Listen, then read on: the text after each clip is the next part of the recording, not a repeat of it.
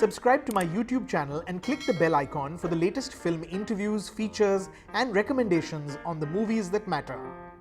Sanjay Gupta, Emraan Hashmi, so good to see you. How are you guys doing? I know you're in different parts. Sanjay, you're in your home in Khandala. You managed to get there. You're at your bungalow in Khandala. You managed to get there just before lockdown was announced. Imran, you're home with the family, aren't you? Yes, I am. Like I said, not as lucky as Sanjay. He's got this huge house, palatial house by the swimming pool. So yeah, we're cramped up in our apartments in Bombay. So yeah, trying to survive. The funny thing about being in a big house, the big palatial house is he's still doing this from the car because the house is yeah. I'm locked out. I've got 6 kids running around crazy all over the house. They're in and out of the pool. So yeah. My wife advised me. She said the safest place for you is to sit in the car. Yeah. Now, I want to talk to you about your film Mumbai Saga because this is one of the few films that was actually shooting just until lockdown was announced, wasn't it, Sanjay? Weren't you on your last leg of principal photography? Absolutely. We were supposed to shoot till the 18th of March, and we locked down on the 15th. Right. I mean, we stopped shooting. We shot till the 15th, and that's all that's left. I just got 3 days work, and I've got like 3 hours of work with Emi left. That's it. What is that like to both of you, Imran, Sanjay? What's that like when you're that close to the finish line? And I know that the last week was particularly tense because by then, the murmurs had started. And I read that you all had begun to take a lot of precautions on the set. You reduced the size of the team. You made sure there was a doctor on set. But what is it like when you're that close to the finish line and you have to sort of press the pause button?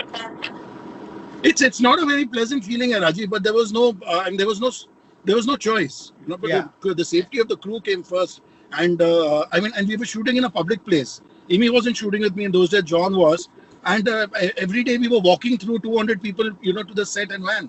Right. So it was like a ticking bomb. You never know. Yeah. So yeah, it was. Tough. I just feel we are all in this together, and our problems are, we're going through a milder case of these problems. When you actually look around, we're all in this boat together, but there are people who are actually going through a lot more. I think we all have to be patient through this time and just kind of slug it out, but hopefully it'll be over soon.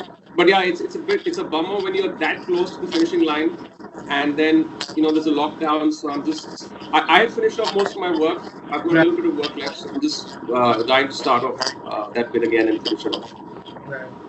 Sanjay, not that you're allowing lockdown to kind of put a lockdown on the work because I believe you're actually editing from Khandala.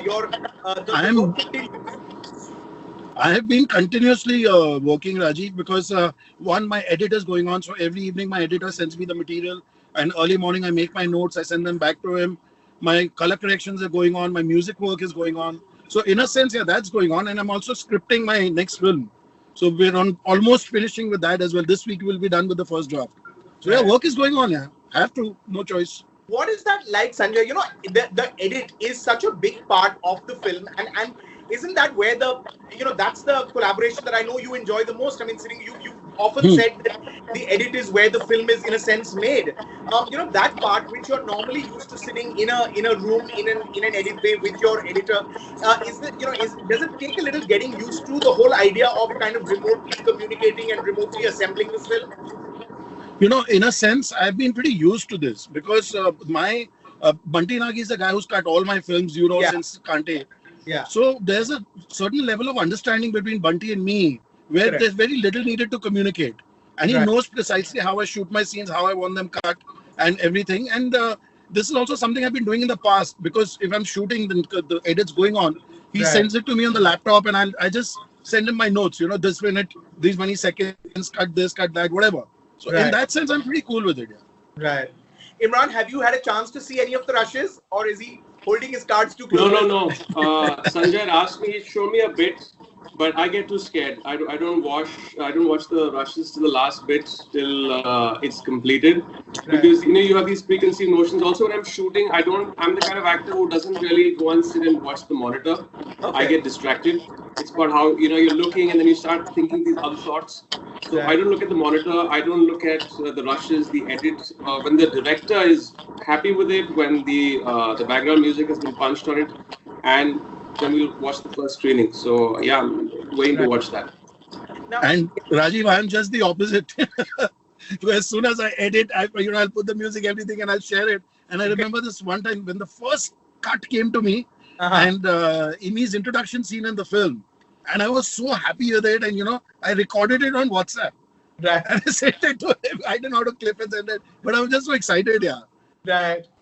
I want to ask you, to both of you, this, what I've read about Mumbai Saga is that, of course, it's set in the world of cops and gangsters, a world that, Gupta, you're clearly fascinated by. The fascination doesn't end, of course. I've read that it's set in the 80s and the 90s, and it covers the events that sort of led to, the emergence of the skyscrapers where mills used to be. It covers the time that Bombay became Mumbai. Also, you had this. I like the casting because, of course, you have this massive ensemble. You are the man who makes the multi-starrers, even when it's hard to make multi-starrers today. But you've got John and you've got Imran, and what I thought was really interesting is that you've sort of flipped the predictable casting, because usually Imran tends to play the gangster and John is the man in uniform. But you've changed that, haven't you? Yeah. Yes. So that was. The whole point is, why do something that's predictable? Yeah. Right. And we've never seen Imran in a police uniform. Correct. All of that. So it was great fun, styling him, seeing him, in that. And this guy's like a bloody magician. Yeah. If I have to lose 1 kilo, it takes me, I don't know how many months and years. But he pumped up in like less than 4 to 5 weeks. So when he came on set, the shirt was nice and fitted, and the arms and the works. Yeah. So it was, and more than that, I guess, it's also a certain attitude that he's brought to that character. Yeah. Which is really cool. Yeah. You've never seen that. Right. Imran, what when about Sanjay was actually narrating it, I was, through the narration, through that 1 hour narration, I was actually viewing it from the gangster's point of view. Sanjay didn't start off saying who's who in the film. Correct. And then he said that you're playing the cop. And I was like, I took a pause. I'm like, okay, this is new and unique. And this is actually going to be fun for me, because being a gangster would be, again, doing it to death. And also, when the film was announced, a lot of the Twitter followers were like, okay, Imran's playing a gangster. But then, for a surprise, because this character is very unique, someone I've never played before. But I really, really enjoyed playing the character. And of course, pumping up in 4 weeks was a huge task, because I was shooting for Chehre. At that point of time, I'd become really lanky. And I was like, how are we going to shoot the scenes with John? Because he's huge. I mean, he's been pumping for the longest time. But then I had to go on this diet and start pumping for like 4 or 5 weeks. And then we started shooting. We shot the fight sequences much later. So I got enough time to train. Hopefully the audience will like it. Sanjay, but also just one more thing. I wouldn't say that he plays a cop. He's actually a gangster in a cop's uniform. That's how I've treated that character, in the sense that he's not a bad guy. He's not a crooked cop. Correct. He's a straightforward cop, but he's almost as badass as the badass guys. Right. Gupta, what is the trick to making these multi-starrers and making sure that everyone gets their due, that every person is playing a character, and that every character, is justified, and every character has something to do? How does one do that? And is it sort of hard? Is it untenable to maintain a set where you've got, such a massive cast operating on any given day? See, Rajiv, it all stems down to basic confidence. The actors have to have that confidence in me that I will not let them down. Yeah. Each guy will be given, and when I'm scripting, when I'm writing also, there is a very conscious effort towards that, okay, you know what, I'm going to go to Emraan Hashmi with this role, or I'm going to go to, even if I'm going to Gulshan Grover or Sunil Shetty, I have to have something to offer to them that they should look forward to. Every actor wants to look forward to those 4 great moments in a film are enough. Yeah. It's that way. So I have to give them something that they take home and the audience also takes home. Right. Like the Emraan Hashmi fans they will not be disappointed. The John fans won't be disappointed. So it's that way. And the rest is, of course, it is not so much me, it is them that they put their faith in me. So I just have to be very careful to not let that faith down. Right. The film was, of course, originally scheduled for a June release. And of course, all of that is likely to change given the scenario. There's an uncertainty that sort of hangs over because we don't know. But does that create an anxiety? Does that create a, I mean, y'all were all gearing up and sort of, working towards the June release. How does that kind of, also Imran, I mean, as an actor, one kind of plans and schedules one's life and releases. Does Yeah. this kind of really, to both of you, does this kind of really prove that nothing really is in one's control at the end of the day? Rajiv, I think this is the great unknown right now. We don't know the way ahead. Post the lockdown, 21-day lockdown, we knew that this is going to get extended. And seeing news, seeing stuff internationally, stuff that's going on in the US, there is no end goal in sight. So when you've been working towards a product for the past year and you have a June release after 2-3 months, right now we don't know when the theaters will open. Because again, that's communal viewing. That's a lot of people going to the theater and watching it. You don't know what the government is going to impose after this, after the third. But I'm guessing that they will open up in phases. Yeah. But when they will open up the theaters is a big question mark. So I think it's, like I said, we're all in this boat together. It's just a wait and watch scenario of where this goes from here. I mean, anyone's guess would be when the medicine comes out, when the vaccine is out, which is 10, 18 months away. But what happens till then? Do all the films get stalled when the theaters open up? How are we going to have the seating of people so that there's the infection rate, you don't spread the infection? These are big questions that we don't have answers to right now. Correct. Gupta, have See, you had... that's the nature of our business, because see, we were the first to shut down, and we will be the last to open. That's just how it is. And secondly, it's too big a film, so it's not that I know of a lot of other films which are going direct to digital now that were completed, and because where they can afford to. Just the digital and satellite cost is not going to cover the cost of our film. And in any case, it's a more mass-oriented, and I like to make my films in a way that they cater to both, to the plexes as well as the single screens. So right now it's anyone's call here. Right. I think what's more dicey right now, is not just the release of the film. It's also some of the films that we are nearing the release. We have a day or two to finish the film. What happens to the big films that are stuck, that have like 50 days of shooting remaining or 70 days remaining? How are we going to get the crew to shoot the film? Right. They have ginormous crews. They have over 100 people. How are you going to get all those people in, have the discipline to shoot the film, complete it and release it in theater? Those are the big questions also. But have you all been having these conversations, with other producers, other directors, with your friends? Are these conversations happening? Is there? I know it's impossible to know completely what the roadmap will be, but do you have a sense of how one is going to bounce back from this, how the business is going to bounce back from this, and perhaps how long it's going to take for a semblance of normalcy to set in? See, I'll tell you something, Rajeev. Like, I have been constantly, thanks to Skype and Zoom, in talks with my other studios that are, we have been working with and working on projects. So one of the things that we're discussing every day is, of course, there's a big question is how quick we can get back on set. But having said that and done that, the theatrical release is something that absolutely we have no idea of. So yes, there are a lot of conversations also happening of making the middle of the road films, so that we're not dependent on the on theatrical, and we can go on these platforms, and they're giving you a much wider audience in any case, especially in these times. But the main thing is, like what Amy is saying, is that when will we get the crews back? That is very important. Right. Apart from the fact that you are, of course, filmmakers and actors, and you're artists, you're both fathers. What you have in common is, Sanjay, you have 2 young kids. Imran, you have a young son.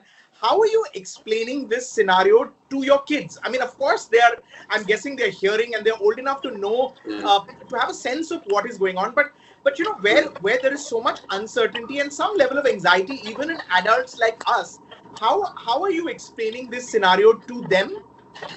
I think it's very testing for the kids. I think we can be extremely mature about this. But kids, when simple things like him going downstairs and playing every day, that's been taken away from him. He's confined to the house, and we're trying to find things to do. We're running out of things to do with him. He has homeschooling, thankfully, so the learning process hasn't stopped. a lot of these online things that have started. Like yesterday, he was doing a chess championship. He did very well in that. So we're keeping him engaged, but just trying to make him understand the anonymity of what is out there, how he should get responsible about things. Because I told him that, yes, we know that probably our immunity is good, but there is an elder at home.